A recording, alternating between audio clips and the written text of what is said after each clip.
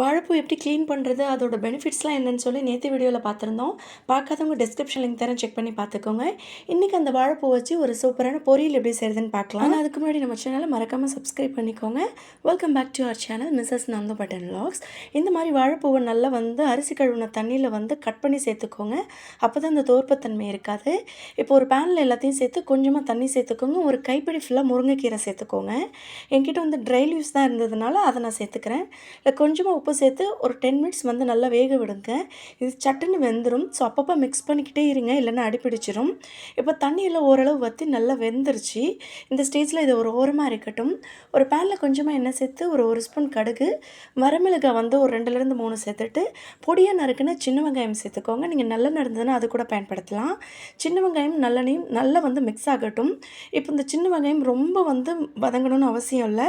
Just வதங்கினாலே போதும். அப்போ தான் சாப்பிடக்குள்ள டேஸ்ட் நல்லாயிருக்கும். இப்போ பாயில் பண்ணி வச்சுருக்கிற இந்த வாழைப்பூ அண்ட் முருங்கைக்கீரையும் இது கூட சேர்த்து மிக்ஸ் பண்ணிவிட்டு ஃபைனலாக இது கூட ஒரு அரை மூடி தேங்காய் துருவி சேர்த்துக்கோங்க. தேங்காய் சேர்க்கும் போது இன்னுமே டேஸ்ட் நல்லாயிருக்கும். எப்போதுமே வாழைப்பூ பொரியல் செய்யும்போது முருங்கைக்கீரை சேர்த்து செய்யுங்க. டேஸ்ட் ரொம்ப ரொம்ப சூப்பராக இருக்கும். அண்ட் உடம்புக்கு ரொம்ப ஹெல்த்தியானதும் கூட. அண்ட் தோற்பு தன்மையும் தெரியாது. இப்போ நம்மளுடைய சுவையான வாழைப்பூ பொரியல் தயாராகிடுச்சு. இந்த வாழைப்பூ ரொம்ப ரொம்ப உடம்புக்கு நல்லது. அதனால் ஒதுக்கி வைக்காமல் எப்போதும் சாப்பாட்டில் சேர்த்துக்கோங்க. ஹெல்த்தியாக இருங்க. அண்ட் வேறொரு வீடியோவில் பார்க்கலாம். See you, bye.